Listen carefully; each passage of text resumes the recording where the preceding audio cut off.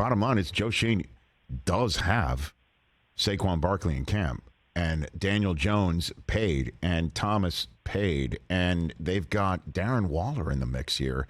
So what is the general sense of how improved the Giants are from last year's breakout, if you will, season to this one, Mike? We were about 20 questions into the press conference today when it was kind of like, oh, what do you expect from Daniel Jones in this offense going forward? Which, by the way, getting Barkley into camp, that's great because now you have these questions for today and then whenever Saquon talks, and then, boom, you're moving on to a team that overachieved last season and feels like they can get going this year. Now, when they brought in Waller, they kind of looked at him as a wide receiver, adding another downfield threat in a market where, listen, the wide receiver market and from a free agent standpoint, was not the greatest this past offseason. So to be able to add a guy that they feel was almost a wide receiver, they were thrilled about that, and that certainly lends to Daniel Jones having to open up a little bit more. Now, they're walking that fine line, and this was a big topic in the spring here when they were in OTAs.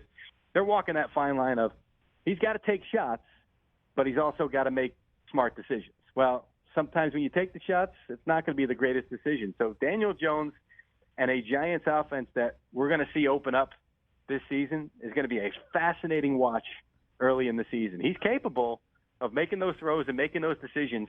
They were just schooling him last year to kind of keep it simple and shrink the field wherever they could to kind of play some smart football because from a roster standpoint, they weren't where they expected to be. Well, now they are.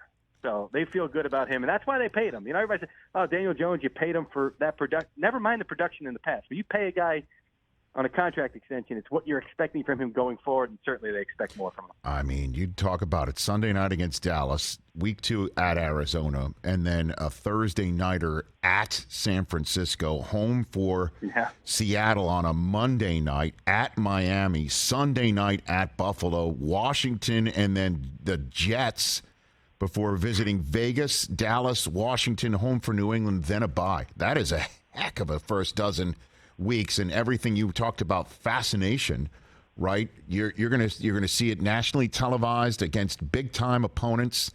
The Jets Giants game, my goodness, week 8 is going to be a total New York media festival, certainly since I'm assuming the Yankees and Mets will be long gone from the scene by week 8, just to mix sports. So that's pretty big, man. That's pretty huge. Rich, no doubt about it. Rich, I deserve this.